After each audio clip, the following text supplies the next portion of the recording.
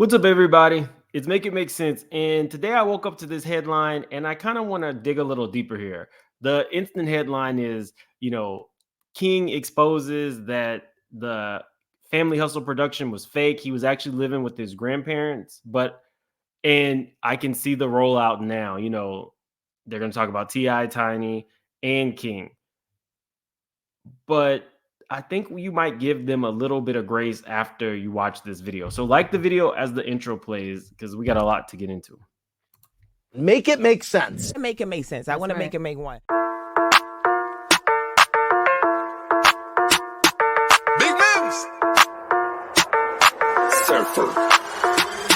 Make it make sense. Tell me how you squeeze it. Make it make sense. Tell me about the things that you say. Make it make sense. Tell me about the things of your dreams. Hey, let me work out all the things in between. Make it make sense. Tell me how you squeeze it. Make it make sense. Tell me about the things that you say. Make it make sense. Tell me about the things of your dreams. Hey, let me work out all the things in between. Make it make sense.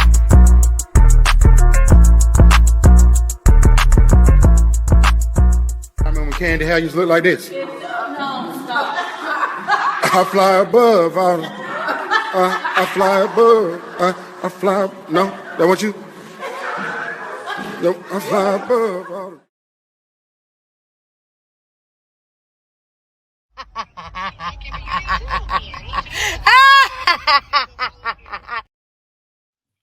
Okay, so this is the headline that I woke up to. It says, "Oh wow, King Harris says he lived with his grandma growing up, despite the life they showed on T.I. and Tiny, the Family Hustle.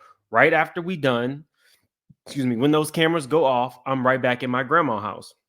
And the neighborhood talk says, "Oops."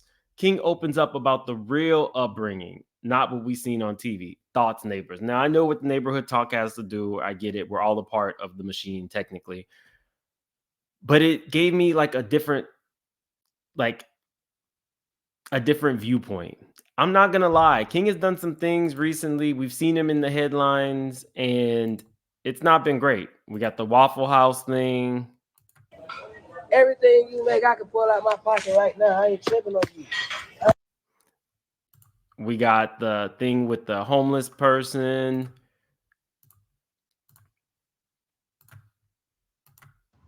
It's all right. It ain't hot. With the whole paying the homeless person to take one of those hot chips. We have the arrest that we technically don't really know what he was even arrested for. But this Marco interview changed my viewpoint. Now, technically at 18, you're kind of allowed to make mistakes. He's not out here. He's not unaliving people, stuff like that. I'm not giving him slack for, the stuff with the homeless person or whatever. That's all out there. What I'm saying is this particular part of the interview was very insightful to me, because you have a young man who I feel like he's media trained enough to know that it's exposing. But for me, as somebody who, didn't necessarily grow up with the parents and things like that, who didn't, if you know my story, you know my story. To me, it almost feels like he's working through something. So he's sitting down with him and he explains, he went to his grandmother's house. A lot of us did. A lot of our parents want the best for us and realize that our grandparents' house was the most stability that we're going to get. Let's really think about it. I kind of want to give grace to T.I. and Tiny as well, because at the time, there was a lot of issues going on with arrests. So let's start there. It's like a timeline. It says that 98, T.I. was arrested, 2001, arrested again, 2002, 2004, 2007, 2009, 2010, 2010. I can't say that just because somebody has money, they can't see the benefits of being raised outside of the spotlight for the most part, and with the grandma. I can't fault them for that. People do what they think is best for their children at the time. Did the Family Hustle show something? where the kids are in the house. Sure, most television productions do, but I don't think it's so much a situation of exposing. I really want people to get into the mindset of this kid is only 18 years old. He's making mistakes, but he's doing it in the public eye like a lot of celebrity kids are doing. I don't think that a lot of people have given this kid a chance. I want you to hear an interview of, I guess, a time when he was living with his grandmother and how he like spoke, and we'll juxtapose that to, more recently. Let's see. This was Sister Circle. Work hard, be consistent. Same with my dad. Be consistent. Vocabulary, expand your vocabulary. He told me that. Oh, of course he does. Yeah. Yes, your dad is the king of that. Yeah, stay humble. Yeah. That's what they've been telling me in preparation. Mm-hmm. So when you go on these interviews and, people out in the streets, do they compare you to either one of your parents, one or the other? Or how do you feel about that? Of course they do. I mean, I'm not the biggest fan of it. Every kid is not the same. But, this was him living with his grandmother, still in the public eye, but living with his grandmother. Now that he's more of an adult, we get this type of, vernacular, which means that it's more of a learned behavior. Let's see. Everything you make, I can pull out my pocket right now. I ain't tripping on you. Very different, right? Let's be real. This kid has not gotten a fair shake. When he was very, young and on the show, people, their kids are so cute and this and that. As he got older, people got really mean with this kid. And I think that Marco, the interviewer, did a really good job trying to kind of like touch on that and relate to him. So I want you guys to see this and kind of look at it through a different lens. I mean, everybody got something they need to fix about themselves, man. Worst meme that you hate about you? Like What memes, worst meme? Damn. Would it be this one? Y'all fucked up, man. No, that's what they. Man, listen, I've never seen this a day in my life. I've never seen this, but when they pulled it up, I said, the world got me fucked up. Yeah, bro. What? So people are constantly talking about how they feel he looks. And what's so funny to me about that is, if you follow me, I've been very upfront. I didn't even want to do videos because I don't necessarily like the way that I look on camera. I can't imagine being such a young person. He's 18 years old and having people constantly come at you about your looks. Like, look at it from that vantage point. So Marco is trying to relate to him at this point, and he's kind of young, so he's not quite getting it. What I like to tell people is, if I'm the ugliest motherfucker in this world, what that make you? That's what I tell people. If I'm the ugliest motherfucker in the world, what that make you? I don't call nobody ugly. Why you put that on the screen, bro? No, they do funny. The funny Marco is gonna be funny. He's gonna be funny. Come on, bro. I mean, people say I look like Candyman. Candyman, you too skinny. So he didn't get it. So Marco was trying to relate to him because Marco, let's see if I have a close-up photo of him. Marco has some skin issues. So I thought I had a close-up of him. I guess I don't. What he was saying wasn't the size about Candyman. He was talking about the scars in his face. So he was trying to tell this young man, we should never be talking about anybody like that. We should never really come at somebody's look. So we now have a situation where we know maybe he potentially did want to be raised in a household where he was, with his parents 24/7, and his parents did the best that they could and really put him in the hands of somebody who they knew would give him stability, the grandma. Like a lot of us. Again, I can't fault Tiny and T.I. for doing the same stuff that my mom did. I can't fault Tiny and T.I. for doing the same stuff that a lot of parents do when they realize that maybe their place is not right at that moment for them. Parents do what they can to do the best for their kids. And I think that we miss that with a lot of celebrity, because a lot of people think that if you have money, you don't really have problems.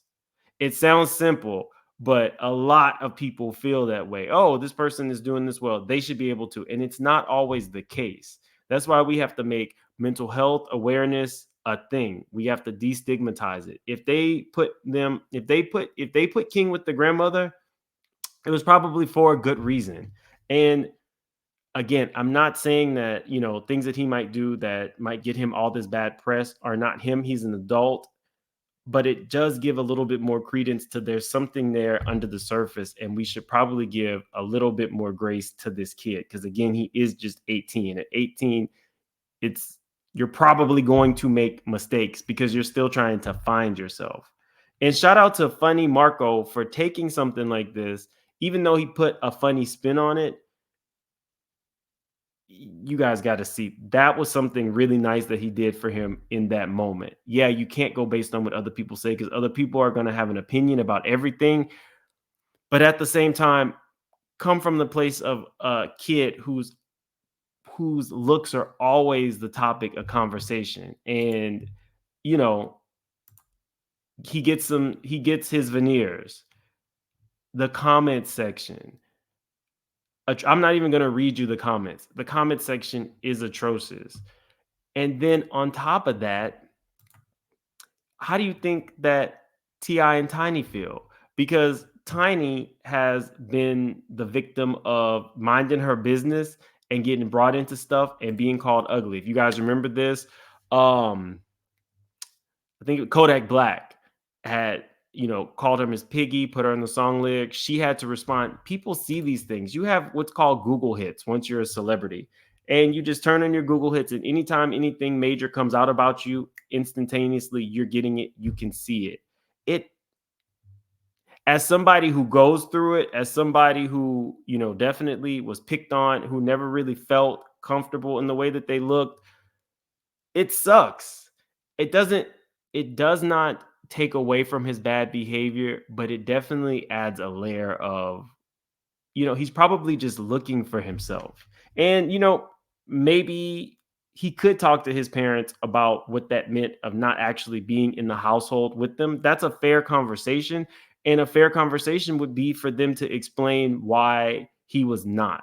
Because clearly, if he's saying this in a public platform, he probably doesn't have a full understanding. And maybe at 18, he couldn't have a full understanding of what that meant. I knew y'all did not expect me to be given this kind of grace, but I feel kind of bad. And I feel bad because I can relate to it.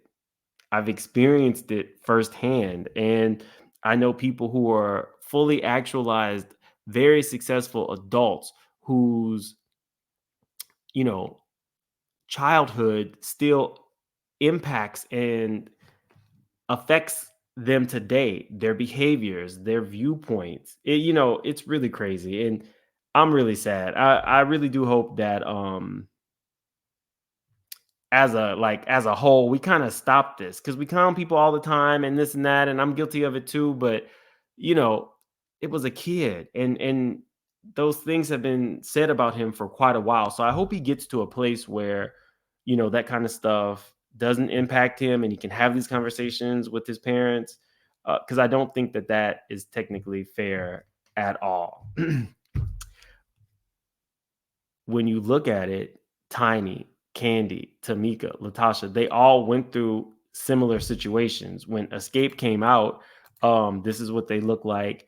And they got critically panned for the way that they chose to represent, right? Which was crazy, because male singers can look however, but because they wore, the baggy clothes and stuff like that, they were talked about. One of my favorite rappers put them in the lyrics, says, despite the song's title, some of the subjects were not laughing about how they were cast in Big's imaginary movie, with lines like Mariah Carey's Kinda Scary, smacked Tina Turner, gave her flashbacks of Ike, and possibly worst of all, I'd F RuPaul before I F them ugly Escape bees. That affected them. And now imagine what Tiny's having to go through, having to see her child in the public eye. He didn't technically ask for that, and now they're doing the same things to him. So people are always. I told you this was going to be a different kind of video. Even Escape made changes. Candy talked about it in an interview with Vlad. Let me let you guys hear.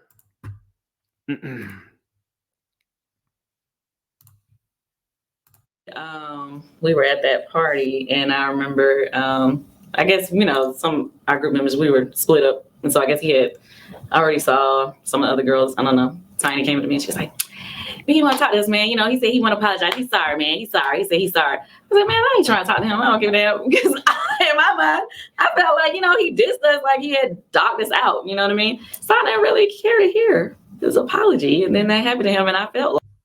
So basically, B.I.G. tried to apologize to the Escape girls for what he said about their looks, and it happened to be the night that he was unalived. What people say about kids impacts them. And I can't stress this enough. I cannot say that, some of the stuff he's done, his bad behavior is acceptable.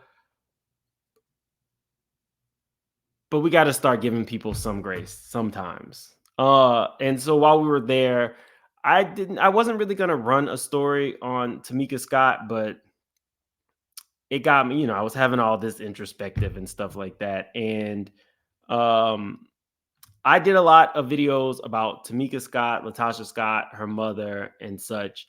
And I saw this interview. This interview popped up, and it's actually an interview from earlier this year, but it was with Tamika and Candy. I want you guys to hear it, and you can see this one. Even with the decisions, from obviously there was a big change, and everybody was like kind of like in this place of not knowing what our next move was going to be. So let me apologize to y'all. What?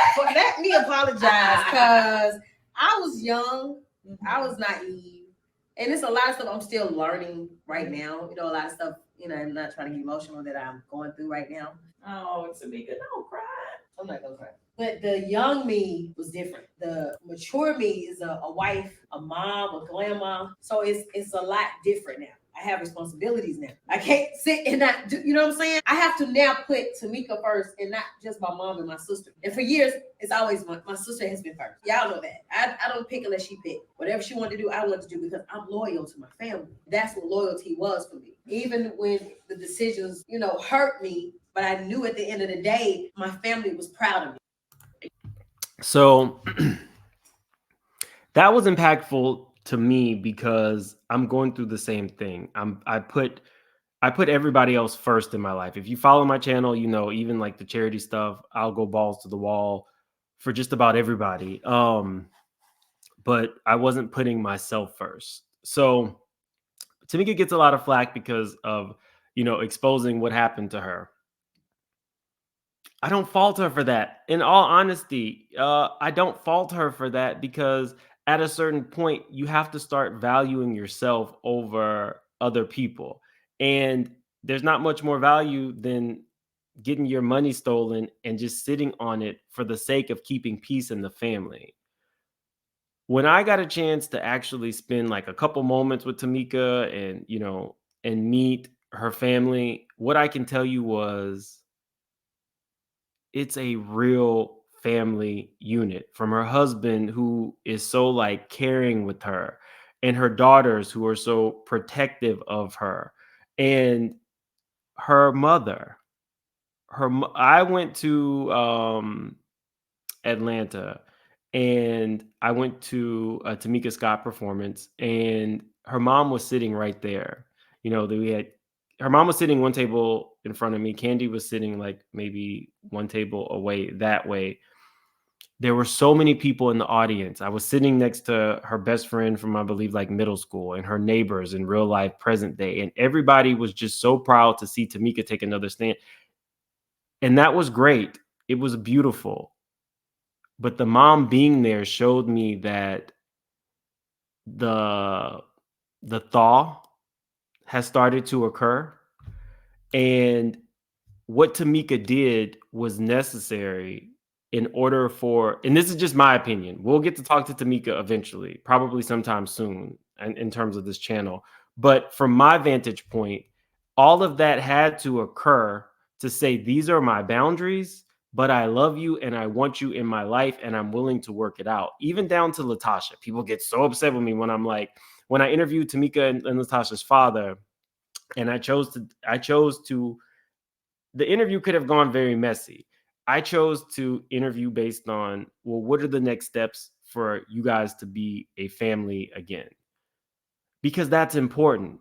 You can say, oh, somebody would have stole my money, my $30,000. I would never forgive them. And in reality, there's so many people who's, let's just say, your mom is choosing to protect your uncle when you know what your uncle was doing. There's so many things that we see and expect other people, especially celebrities, to do that we aren't technically doing. So for me, even though I didn't technically meet her mom, I met her other mother, Miss Georgia. Her mother. Do your intro. Make it make sense. I didn't know if it was appropriate for me to really meet her mom just based on my channel and stuff like that. But it meant so much for me to see this family unit. Shout out to her daughter. She's a really talented lady, young Naya. I'm going to share her video because I didn't know she had a YouTube page. She has a YouTube page. She did a song about her mom called Mama. Let me show you. Let's push this song. It has like 1,000 views. We're going to push this song because the song was great. She's very talented and you could feel it when she performed it. Even her husband performed her single because Method Man wasn't there. So he performed. It was just a family affair. And seeing the mom there, like really supporting her baby in this moment means that there is hope that boundaries won't be crossed again and they can move forward. And that's really technically, I hope, what we want to see, right? Because I don't know too many people who can say that your parents, your brothers, your sister, your mother, they've not pushed a boundary. The thing is, you just have to set your boundaries and stick to them. So it was really beautiful to see. And even down to Latocha. People don't like Latocha. I can say that when my sister was married, we didn't have much of a relationship. That's very true. We are so much closer now and connected. But at the time when she was married, we really didn't have a relationship. And why can't the same apply for Latocha and Tamika? People make mistakes, people do things, but I hope that eventually they can come to a place or an understanding. I'm not even saying Latocha needs to, I don't like Rocky. This ain't stealing. But I would like to see the sisters and the mom back like that. Glass half full kind of guy. I know y'all get so mad at me, and the Latocha Scott fans really get. There are people who follow me just to hate watch and leave negative comments and dislike the videos, all because of that. But I can tell you that I saw a mom supporting her daughter, and I don't know what it means to Tamika. We can ask her when we get to interview her, but I'm sure that meant a lot. So again, shout out to Young Naya. I'm definitely going to share your video, Mama. We're going to push that content. And while I was there, we'll talk about Tamika a little bit later in that whole Atlanta experience. But while I was there, after that, why did I run into Young Jock's baby mama at the Waffle House? Let's just say she was buzzed and hilarious. A little bit pretentious to be at the Waffle House, but she was a funny lady. So I told you guys I would keep you updated with the Tamika Latocha stuff. This was the latest update, and it was good news. The mom chose to support her daughter, and it was beautiful. In terms of King, you guys can put how you feel. I'm not telling you don't hold this boy accountable, but there's probably some things that, are probably conversations he's going to have later in life with his parents as we all become older and we become fully actualized adults. So like the video. If you're new to the channel, definitely subscribe. We are super close to 70K. At 70K, I will be doing a big party with giveaways, launching my new channel where I interview people. The first interviews were with Dominican sex workers, kind of like exposing the underbelly of what goes on in DR, because it's, people actually live there.